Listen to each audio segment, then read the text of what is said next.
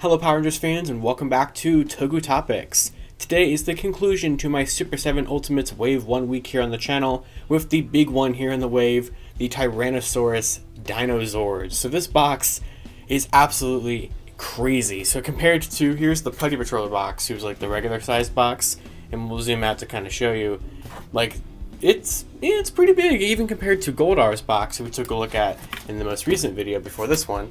Here's Goldar's box, which was a little bit of a bigger one, a little bit of a thicker one.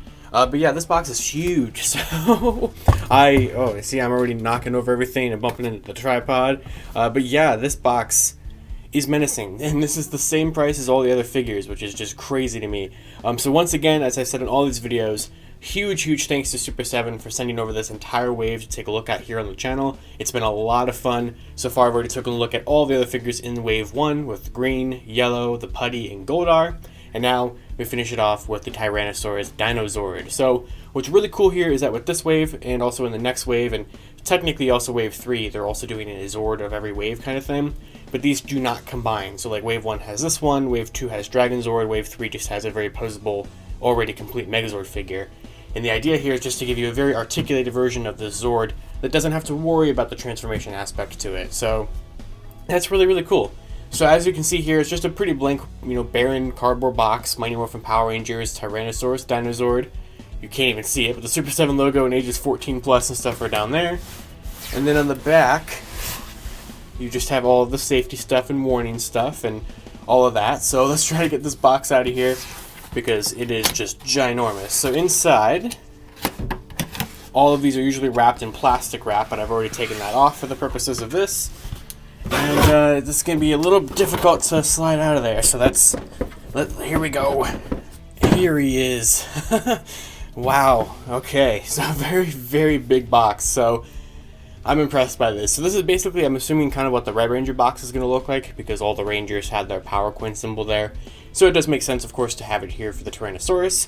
So you have the very beautiful T-Rex coin and the same kind of green lightning retro Bandai-inspired packaging look that we've had on all of these, which I absolutely love. It's a great addition to really make these, feel like a retro kind of thing, which is sort of what Super 7 is always trying to tap in here with all the accessories and like toy references and all that kind of stuff. So I love this box. I mean, I love all of them, but like this is just such a big menacing box. You have that green on both sides there. Tyrannosaurus Dinozord right down there. On the bottom you just get the barcode and all that safety stuff and legal stuff. You get the Super 7 Ultimates logo up top there. And then on the back you just get the Mighty Morphin Power Rangers logo with one figure plus accessories and the Super 7 logo. So for the final time in the purposes of these videos, in fact I'm going to stand up for this one because I usually kneel when I do these videos at this table, but here we go. Without further ado,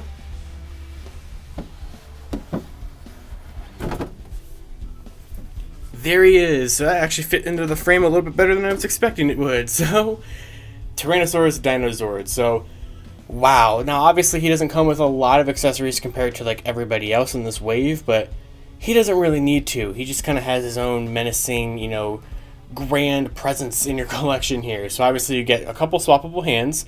Just like how Zord Ascension Project did it, which I will be comparing this to from the Lightning Collection, there's like tiny little Ranger figures, which is really neat. And you get a Tyrannosaurus Power Coin, which I know some people wanted me to compare it to the Lightning Collection version from the Power Morpher and the Legacy version of the Power Morpher. I have both of those, but unfortunately I don't have them up here in my dorm, which is where I'm filming all these videos, so I will not be able to compare the coins, unfortunately. But sorry, maybe I'll do like a short or something like that whenever I do get those Morphers back up here, but yeah, I love this a lot. So you can see he's very strapped in there. He looks great. Let's kind of take as best of a look as possible. There's just not a lot of space here, but yeah, that's good. That's very good. So there's Tyrannosaurus Dinozord. You get that lightning bolt pattern on both sides, just like that. You get the Super 7 Ultimates logo at the top, and then on the back you get a nice promo shot of the T-Rex Dinozord, and you of course get a bio, so I'm going to go ahead and read that bio now. Piloted by the Red Ranger, the Tyrannosaurus Dinozord erupts from the Earth to fight the evil forces of Rita Repulsa. This mighty Zord is capable of taking on Rita Repulsa's evil space aliens one-on-one. In combat, it uses its tail to hold up its body and deliver a devastating kick, or one roar can vaporize any opponent. Capable of combining with the other Zords to form the mighty Dino Megazord, the Tyrannosaurus Dinozord is a formidable weapon and ally. So just like with all these other bios, I think that is a perfect way to describe the Dinozord. You get the coin down there, very reflective and shiny. And I'm just very excited to open this guy. So without waiting any longer, I'm going to go ahead and open him up and take a look at the T-Rex Dinozord. And here is the T-Rex Zord out of the box. This guy is impressive. So I've had a lot of fun kind of messing around with him here over the last couple of minutes, kind of learning all of his articulation points and everything. And what a friend. Like, he's just so much fun to kind of just move around here. You know, I'm not like the biggest fan of non-combining Zords. I think that kind of defeats the point of Zords in general. However, I think that in the case of certain things, like Mighty Morphin, of course, you can kind of get away with it because of just how many versions of Megazord that there are, that it's rare to see one that can't combine. This makes me think kind of Bandai Legacy at the very end of its line. Did kind of a couple Zords like this where they couldn't combine, they were just kind of articulated figures, and they only did it for like 3/5 of the Megazord. So this is kind of like that, but if it actually had the budget to be like very, very nice, you know, because like this is essentially the same price as like what Legacy Megazord retailed for back in like 2013 or so, roughly. So it's kind of like that, but there's like a good amount of weight to this guy. There's no die cast or anything like that. It's obviously just completely plastic, but I don't know, he has a good weight to him because there's just a lot going on here. So as you can just see, we'll kind of just take a look at him.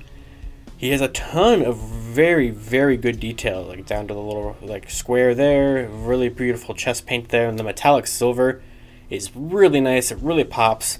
You get all these nice paneling lines filled in with the black paint. The sides look fantastic. Love the back. Love all of this. So much silver paint there. The tail looks excellent. You get the little black tip at the end there. It's so good. You can get some silver back there. You get the sides of his head. Like, this is excellent. Really, really, really good. So, kind of breaking down his articulation, and he doesn't, you know, want to fit into the frame perfectly here. And if I zoom out all the way, we can kind of do it, but it does make the quality of the video not as good. So we'll kind of just work with what we got here. But articulation-wise, he's got a lot, and you can see the other Super 7s over there, and the rest of my door. So that's kind of how we have to work with this. However, so basically his articulation, the head can rotate up here, which, you know, kind of wants to make the torso go with it. But you can rotate this all the way around, which is very nice. The head is also kind of on that ball joint kind of thing that the other figures had, so you can move that all over the place. You can look to the side a little bit like that. His mouth, of course, opens, and it does have the cannon inside, which we'll take a better look at in a minute when the quality gets a little bit better when I'm zoomed back in. You even have the little horns back there of what will become the Megazord head, which is really fun.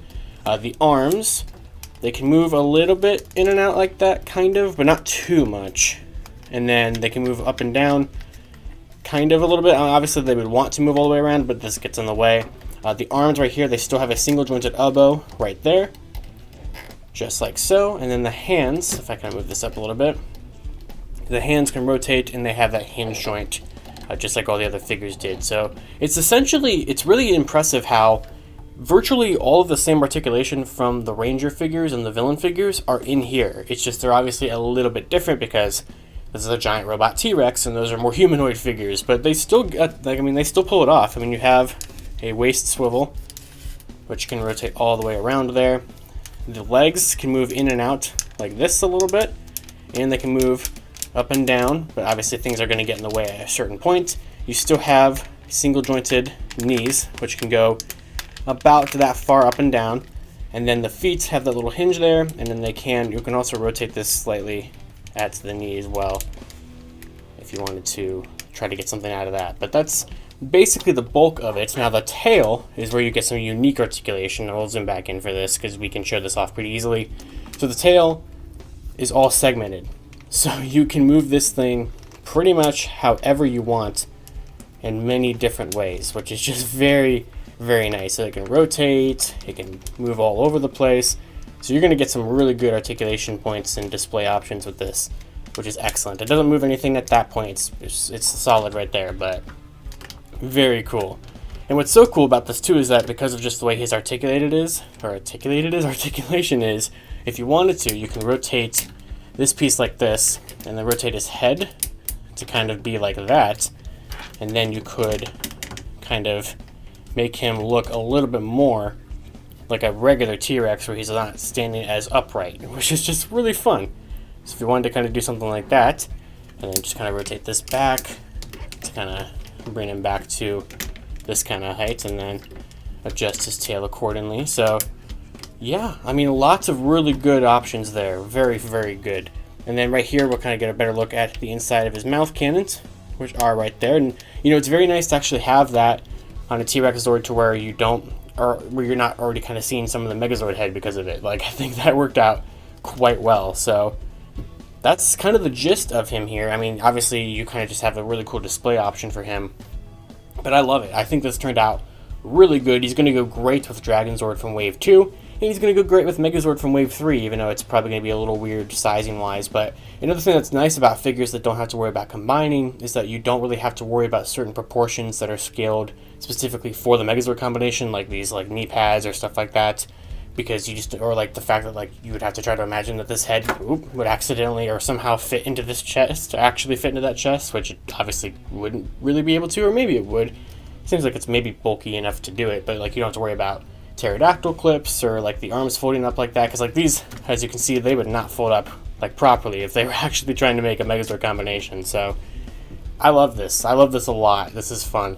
And his accessories, while they are not as plentiful as the other figures, they pretty much come with everything you would probably want or need from this guy. So you do get default on him these kind of sort of clawed hands, but you get more clawed hands or more open clawed hands right there and right there.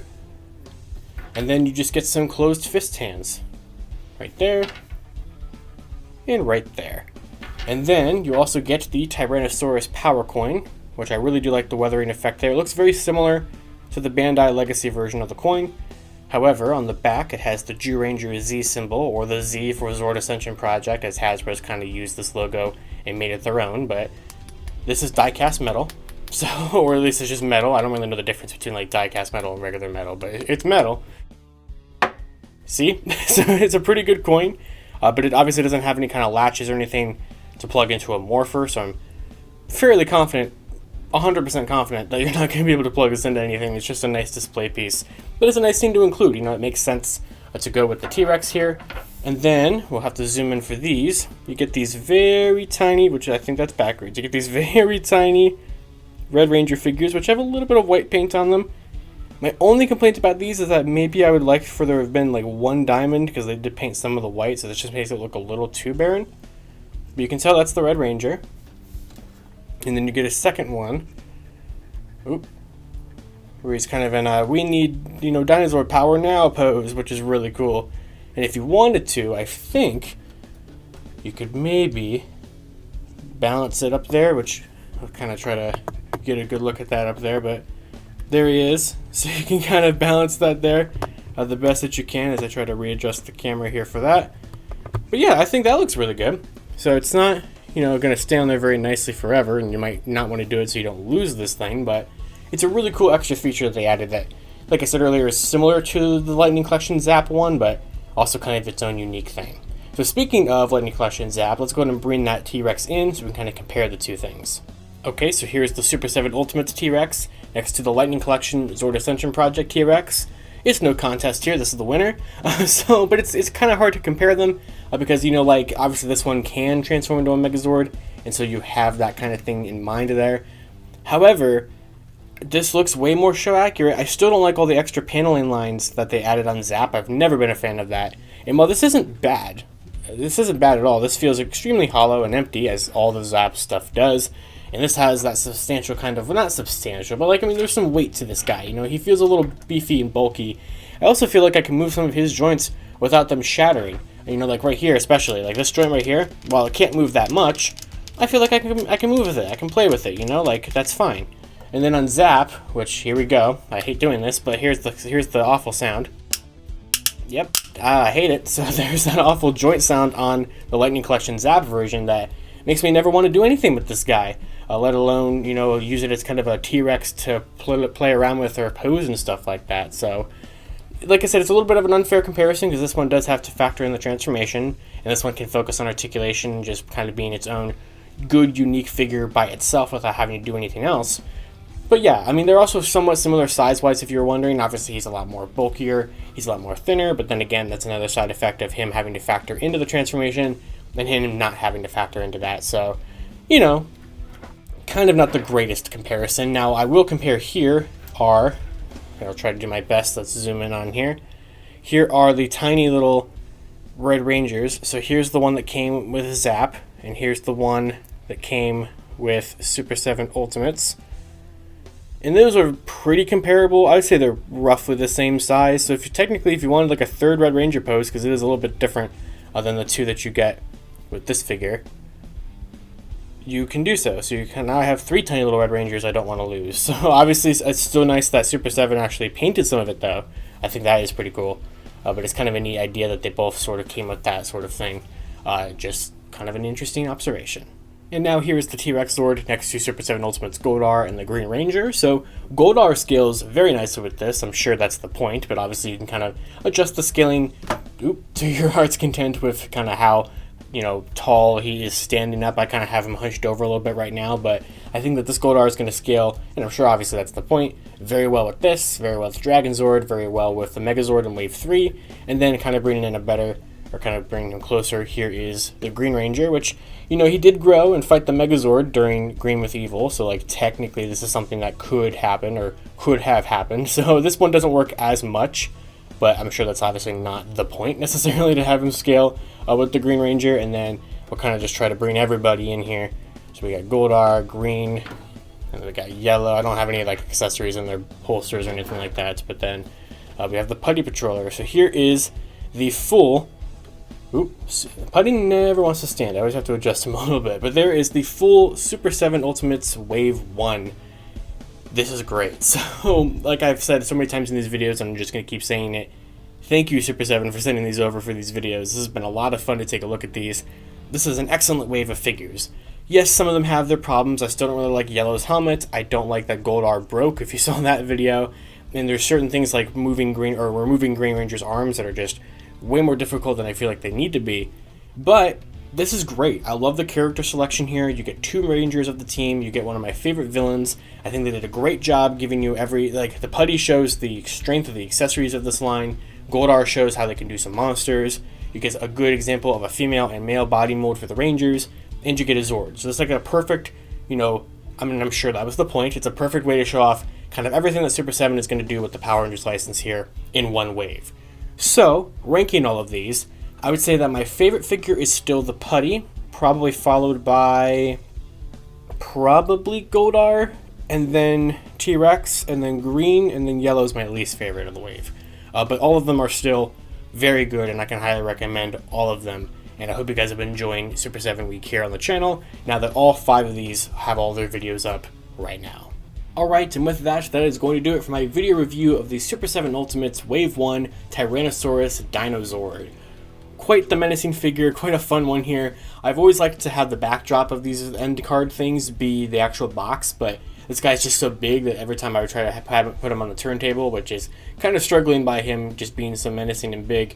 As you can see, it's kind of juddering, but like the tail would always bump into the box, so this is what we got to work with here. But I love this one. It's a lot of fun. Anybody who's a fan of the Tyrannosaurus Zord or Red Ranger stuff especially, or of course the Megazord, is probably going to love this figure. It scales great with the Goldar, as you saw. It's a great addition to show off what Super 7 is going to be able to do with these Zords, and I cannot wait to get a Dragon Zord to go with him. This is going to be a lot of fun. So that's going to do it for my Wave 1 reviews of the Super 7 Ultimates figures from Super 7. So I had a lot of fun with these, as I said, and this has just been a great time getting to show all of these figures off to you guys and showing you what makes them tick and what they can do and what they come with. So I think this is a great start to this line for Super 7. I think the other 2 waves that they've shown off so far look great. They showed off Madame Woe in Wave 4. They showed that off in Morphicon, but we don't know who else is in Wave 4, so I'm very excited to see that, and I cannot wait to keep making videos on these if Super 7 keeps sending them over, because this has just been a lot of fun. So huge thanks once again to Super 7 for sending all of these over for these videos. And be sure to also check out my video review of the 4th wave of reaction figures that they also sent over a couple of months ago. So it's great working with them. I love showing these off to you guys, and let me know down in the comments below, what do you think of this? Do you have this figure? Are you getting the Zords? Like, are you going to skip the rest of the stuff and just get Zords? Kind of, what are your opinions of this line? Which ones do you have? Which ones do you want to get? And all that kind of stuff. I'd love to read about it down in the comments below. And of course, until next time, you guys can follow me on Twitter at LivingRangerKey or LightningFigPR, and I will see you all later. To wrap up this video, I'd like to thank my $5 and above patrons: Jurassic Samurai, Maggot Alchemist, Robert Browning, Static Thunder, Brandon Overland, Maji Yellow, Redstone MCPC, Comics 1017, James Dartley, Monster Rocket, John Luke, Eric Berry, Tyler Brzezinski, Matthew Thorne, Josh Landry, and Pyramidas. You can support Toku Topics for as little as $1 a month on my Patreon, link in the description below.